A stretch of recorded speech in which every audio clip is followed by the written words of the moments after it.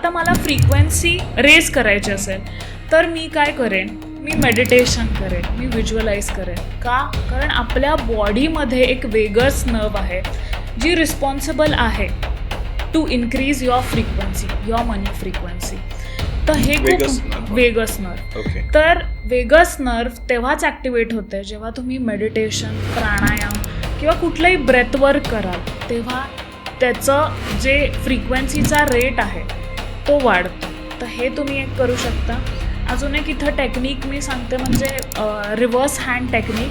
म्हणजे सपोज जर तुम्ही रायटी आहात तर तुम्ही लेफ्ट हँडनी एखादं ॲफर्मेशन, तुमचा गोल लिहू शकता.